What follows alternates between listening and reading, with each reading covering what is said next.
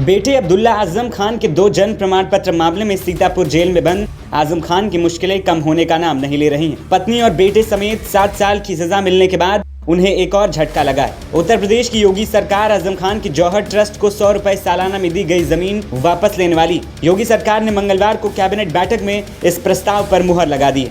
जनपद रामपुर में मुर्तजा उच्चतर माध्यमिक विद्यालय में आवंटित भवन भूमि को मौलाना मोहम्मद जौहर ट्रस्ट को वापस किए जाने के संबंध में ये भी आज लगभग इस भूमि का क्षेत्रफल 41,181 वर्ग फुट है।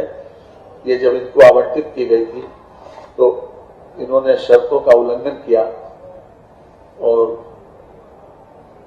खास तौर से इसमें ली इसलिए गई थी कि विश्वविद्यालय का एक्सपेंशन करना है, विश्वविद्यालय बनाना है, लेकिन उसमें राजनीतिक दल का कार्यालय बन गया।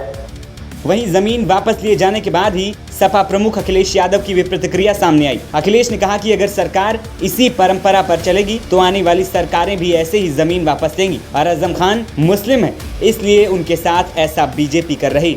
सरकार अगर इसी परंपरा पर चलेगी तो ये आने वाले समय के लिए उदाहरण बनेगा। ये जो ट्रस्ट हैं या जो संस्थाएं कभी कभी दी जाती हैं लोगों को अच्छे कामों के लिए, समाज के बेहतरीन कामों के लिए, स्कूल, मेडिकल या अन्य चीजों के लिए, अगर ये सरकार इस तरह जमीन वापस लेगी तो आने वाले समय में जो सरकारें आएंगी वो भी जमीनें लोगों की वापस लेंगी। और अगर मोहम्मद आजम खान साहब, आदरणीय आजम खान साहब के साथ इस तरह का व्यवहार हो रहा है वो इसीलिए हो रहा है कि वो मुस्लिम है।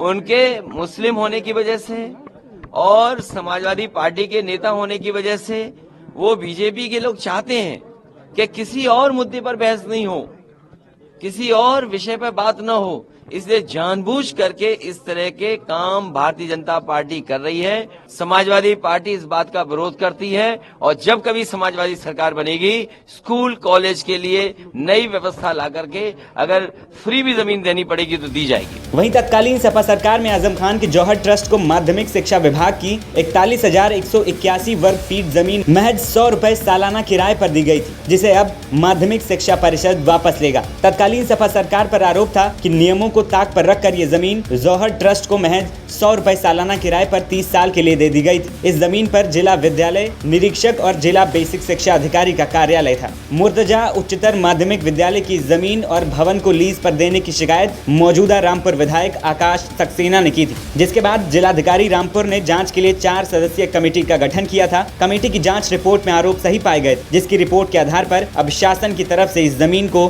फिर से शिक्षा विभाग को वापस कराया जाएगा।